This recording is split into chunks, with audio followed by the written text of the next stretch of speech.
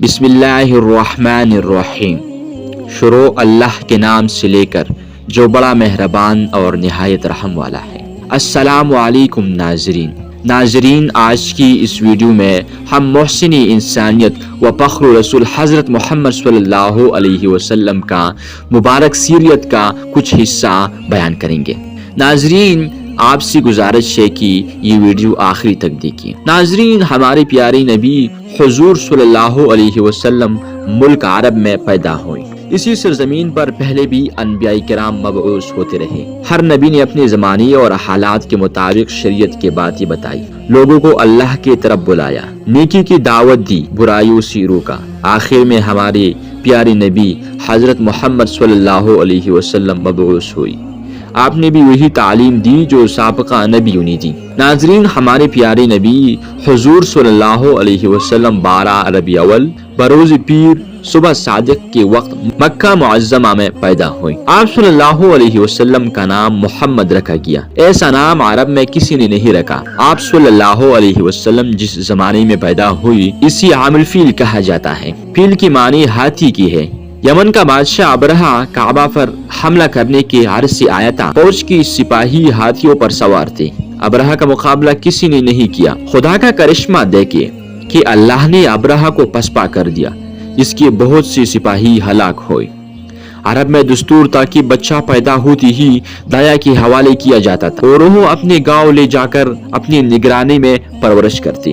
بچہ کھلی ہوا میں پرورش پاتا، تندرست و توانا رہتا، صاف ستھری زبان سیکھتا، زبان میں بساخت و باعت ہوتی۔ چنانچہ اسی روایتی دستور کے مطابق آپ صلی اللہ علیہ وسلم کو حلیمہ سعدیہ کے حوالے کیا گیا۔ جب آپ صلی اللہ علیہ وسلم کی عمر 6 سال ہوئی تو حلیمہ سعدیہ آپ صلی اللہ علیہ وسلم کو حضرت آمنہ کے پاس لے آئی۔ کچھ عرصہ بعد حضرت آمنہ کا وفات ہو گیا۔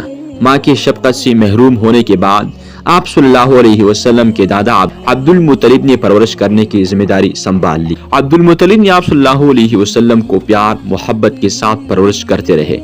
2 سال کے بعد ان کی وفات ہو گئی تو آپ صلی اللہ علیہ وسلم کے چاچا ابو طالب نے آپ صلی اللہ علیہ وسلم کو لے لیا۔ ہر طرف سے آپ صلی اللہ علیہ وسلم کا خیال رکھا اور آپ صلی اللہ علیہ وسلم کی نگرانی کرتے رہے۔ جب آپ صلی اللہ علیہ وسلم کچھ سمجھدار ہوئے تو تجارتی سفر پر ابو طالب کے ساتھ جاتے تھے۔ آپ صلی اللہ علیہ وسلم بکری بھی چراتے تھے، اپنے چاچا کی گلیوں کے رکھوالی بھی کرتے تھے اور چرانے کے لیے جنگل لے جاتے تھے۔ آپ صلی اللہ علیہ وسلم نے اپنے چاچا ابو طالب کے ہمراہ کئی تجارتی سفر کی، خرید اور فروخت کے طریقے سیکھی۔ سفر کے دوران بہت سے لوگوں سے ملاقات ہوئی، ان سے بات چیت کرنے کا موقع ملا۔ صلی اللہ علیہ وسلم اکثر ملک شام جایا کرتے تھے۔ مکہ معظمہ میں ایک خاتون رہتے تھے، نام خدیجہ تھا۔ غورت تو تھی لیکن باصلاحیت تھے۔ وہ بھی تجارت کرتے تھے اور اپنا مال ملک شام بیچتے تھے۔ حضرت خدیجہ رضی اللہ تعالیٰ عنہ آپ صلی اللہ علیہ وسلم کے بارے میں اکثر سنا کرتے تھے کہ آپ صلی اللہ علیہ وسلم ایک کامیاب تاجر ہے اور آپ صلی اللہ علیہ وسلم کے اعلیٰ صفات اور حسن اخلاق سے بھی واقف تھے۔ لوگوں کی زبانوں سے یہ کہنا سنا کہ آپ صلی اللہ علیہ وسلم صادق اور امین ہے، لوگوں پر رحم کرتی ہے۔ حضرت خدیجہ رضی اللہ تعالیٰ عنہ دل میں کہنے لگے کہ ایسے راست باز اور سچی آدمی سے ملنا چاہیے، شاید وہ کاروبار میں مدد کر سکے۔ انہوں نے آپ صلی اللہ علیہ وسلم کو پیغام بھیجا۔ حضور اکرم صلی اللہ علیہ وسلم بی بی خدیجہ کے گھر پہنچے۔ بی بی خدیجہ رضی اللہ تعالیٰ عنہ نے حضور اکرم صلی اللہ علیہ وسلم سے عرض کیا کہ آپ تجارتی مال لے جا کر فروخت کریں، مجھے آپ جیسے شخص کی ضرورت ہے۔ حضور صلی اللہ علیہ وسلم نے اس پیشکش کو منظور کر لیا۔ چنانچہ تجارت کا مال لے کر شام جانے کے لیے تیار ہو گئی۔ حضرت خدیجہ رضی اللہ تعالیٰ عنہ نے اپنا غلام مصرع آپ صلی اللہ علیہ وسلم کی خدمت کے لیے ہمراہ کر دیا۔ قافلہ روانہ ہوا۔ آپ صلی اللہ علیہ وسلم ملک شام کی طرف جا رہے تھے تو راستے میں بصرہ کے قریب ایک یہودی عالم ربی رہتا تھا۔ آپ صلی اللہ علیہ وسلم اس کے قریب سے گزرے۔ کچھ دیر سستانے کے لیے ایک درخت کے سائے میں بیٹھ گئی۔ ربی نے آپ صلی اللہ علیہ وسلم کو خوب غور سے دیکھنا شروع کیا اور مصرع کو اشارے سے اپنے پاس بلا کر پوچھا، یہ تمہارے ساتھ کون ہے؟ اس نے کہا، اس شخص کا تعلق قبیلہ قریش سے ہے۔ ربی نے کہا، خدا کی قسم اس درخت کے سائے تلے سوائے نبی کی کوئی نہیں بیٹھتا۔ کاش میں اس وقت تک زندہ رہتا جب اس شخص کو نبوت ملتی۔ شام کے سفر سے لوٹے تو مال فروخت کرنے کے بعد جو رقم حاصل کی آپ صلی اللہ علیہ وسلم نے حضرت خدیجہ کے حوالے کی۔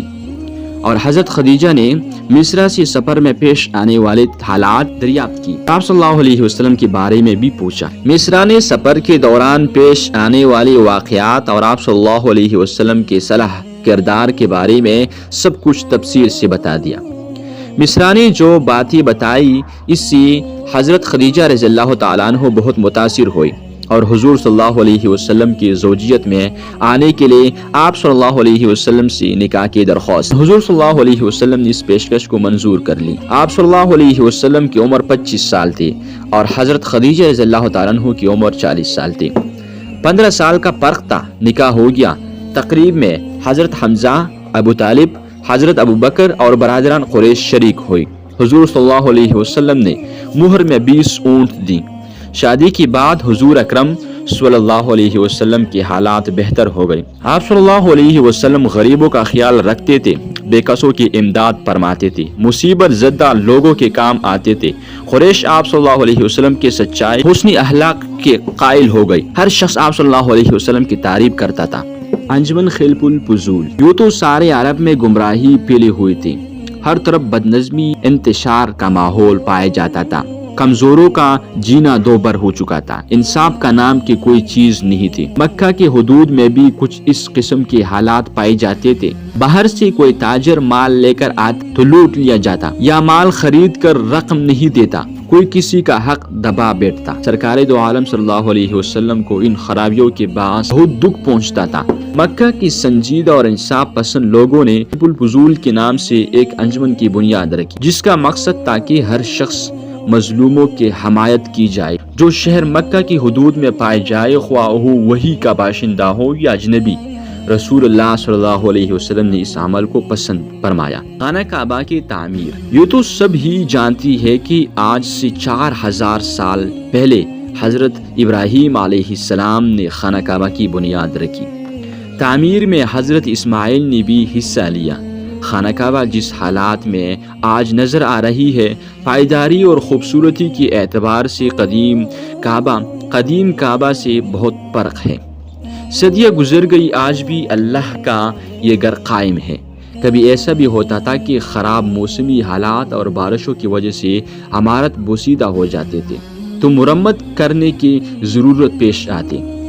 جب سرکار دو عالم صلی اللہ علیہ وسلم کی عمر مبارک 35 سال تھے تو ایک مرتبہ پھر ضرورت پیش آئی تو تعمیر کا کام ہوا۔ کام مکمل ہو چکا، صرف حجر اسود کی باری آئی۔ حجر اسود ہر شخص کے لیے ایک اعلیٰ اعزاز تھا۔ سرداروں میں سے ہر شخص یہ چاہتا تھا کہ یہ سعادت اس کے حصے میں آئے، اس لیے لڑائی جھگڑے کی نوبت آ چکی تھی۔ بعد میں اتفاق رائے سے یہ بات منظور ہوئی کہ اگلے روز صبح سویرے سب سے پہلے جو شخص صحن کعبہ میں داخل ہوگا وہ جو فیصلہ کرے گا ہم مان لیں گے۔ دوسری صبح سرکار دو عالم صلی اللہ علیہ وسلم کو صحن کعبہ کی طرف آتے ہوئے دیکھ کر سب لوگوں نے ایک آواز ہو کر کہا، صادق آ گئی، امین آ گئی۔ سرداروں نے فیصلہ کرنے کا اختیار آپ صلی اللہ علیہ وسلم کو دیا۔ آپ صلی اللہ علیہ وسلم سالس مقرر ہوئے۔ آپ صلی اللہ علیہ وسلم نے ایک چادر منگوائی۔ درمیان میں آپ صلی اللہ علیہ وسلم نے اپنی مبارک ہاتھوں سے حجر اسود اور اس کے کونے سرداروں سے پکڑ حجر اسود کو خانہ کعبہ تک لے گئی، اس کی جگہ پر رکھ دیا۔ آپ صلی اللہ علیہ وسلم کے اس منصفانہ فیصلے کے اپنے تعریف کی۔ رسول اللہ صلی اللہ علیہ وسلم کا ہر لمحہ اور ہر وقت عبادت الہی میں گزارتا تھا۔ آپ صلی اللہ علیہ وسلم ہر کام اللہ کی مرضی کے مطابق کرتے تھے۔ ایک مرتبہ کسی صحابی نے حضرت عائشہ سے دریافت کی کہ ان حضور صلی اللہ علیہ وسلم کے بارے میں کچھ فرمائے۔ حضرت عائشہ نے فرمایا، آپ صلی اللہ علیہ وسلم کی زبان پر ہر لمحہ اللہ کا ذکر رہتا تھا۔ مکہ معظمہ سے 3 میل کے فاصلے پر ایک پہاڑ ہے، یہاں ایک غار ہے، یہ جگہ بالکل سنسار ہے، یہ غار حرا کے نام سے مشہور ہے۔ اللہ کے رسول صلی اللہ علیہ وسلم کئی دن تک اس غار میں گزارتے تھے، اللہ کا ذکر کرتے تھے اور عبادت میں مصروف رہتے تھے۔ آپ صلی اللہ علیہ وسلم ذکر الہی میں مشغول تھے کہ اچانک ایک نورانی جسم نمودار ہوا۔ یہ جبرائیل علیہ السلام تھے۔ فرشتے نے کہا، پڑھ۔ آپ صلی اللہ علیہ وسلم نے کوئی خیال نہیں کیا۔ ایسا معلوم ہوتا کہ کوئی آپ صلی اللہ علیہ وسلم کو پوری قوت سے دبا رہا ہے۔ پھر آواز آئی، پڑھ۔ آپ صلی اللہ علیہ وسلم نے فرمایا، میں کیا پڑھوں؟ جواب ملا، پڑھ اپنے رب کے نام سے جس نے کائنات کو پیدا کیا اور انسانوں کو خون کی تتلی سے پیدا کیا۔ پڑھے آپ کا رب بڑا کریم ہے جس نے قلم کے ذریعے تعلیم دی، انسانوں کو وہ علم دیا جو وہ نہیں جانتا تھا۔ یہ پہلی وحی تھی جو آپ صلی اللہ علیہ وسلم پر نازل ہوئی۔ آپ صلی اللہ علیہ وسلم منصب ریاست پر فائز ہوئی۔ اللہ کی رسول گر تشریف لائے۔ حضرت خدیجہ رضی اللہ تعالیٰ عنہ سے غار میں جو کچھ ہوا آپ صلی اللہ علیہ وسلم نے سنا دیا۔ حضرت خدیجہ رضی اللہ تعالیٰ عنہ جیسے ہی آپ صلی اللہ علیہ وسلم کی زبان مبارک سے سنا فوراً ایمان لے آئے اور فرمایا خدا کی قسم آپ کو کبھی رنجیدہ نہیں کرے گا، آپ رشتہ داروں کی کام آتی ہے، سچ بولتے ہیں، بے کسوں کی مدد کرتے ہیں، نادانوں کا خیال رکھتے ہیں، مہمانوں کی تواضع کرتے ہیں اور نیک کاموں میں ہاتھ بٹھاتے ہیں، بیہودہ بات نہیں کرتے۔ حضرت خدیجہ رضی اللہ تعالیٰ عنہ آپ صلی اللہ علیہ وسلم کو اپنے بھائی ورقہ بن نوفل کے پاس لے گئی اور واقعہ بیان کیا۔ وہ الہامی کتابوں کے عالم تھے، پکارا اور اٹھے پاک ہے، پاک محمد صلی اللہ علیہ وسلم پیغمبر ہے، پریشان نہ ہو۔ حضرت خدیجہ رضی اللہ تعالیٰ عنہ حضرت علی زید بن حارث رضی اللہ تعالیٰ عنہ جو آپ صلی اللہ علیہ وسلم کے غلام تھے، رفیق دیرینہ رفیق حضرت ابوبکر صدیق رضی اللہ تعالیٰ عنہ آپ صلی اللہ علیہ وسلم پر ایمان لے آئے، صلی اللہ علیہ وسلم کے نبوت کی تصدیق کی۔ حضرت ابوبکر صدیق رضی اللہ تعالیٰ عنہ اپنے زیر اثر خلقہ کے لوگوں کو بھی دائرہ اسلام میں لے آئے، جن میں حضرت عثمان، حضرت زید، حضرت زبیر، حضرت عبداللہ ابن عوف، حضرت سعید بن وقاص اور حضرت طلحہ رضی اللہ تعالیٰ عنہ شامل تھے۔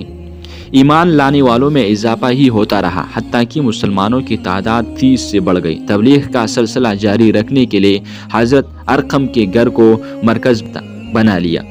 3 برس تک اشاعتی اسلام کا کام خفیہ طور پر جاری رہا۔ اس آیات کی نزول کے بعد آپ صلی اللہ علیہ وسلم کلی عام تبلیغ کرنے لگے۔ اس کے بعد پھر اللہ نے حکم دیا اور اپنے قریبی رشتہ داروں کو ڈراتے رہے۔ حکم کی تعمیل کرتے ہوئے اپنے گھر میں ایک ضیافت کا اہتمام کیا اور اپنے رشتہ داروں کو مدعو کیا۔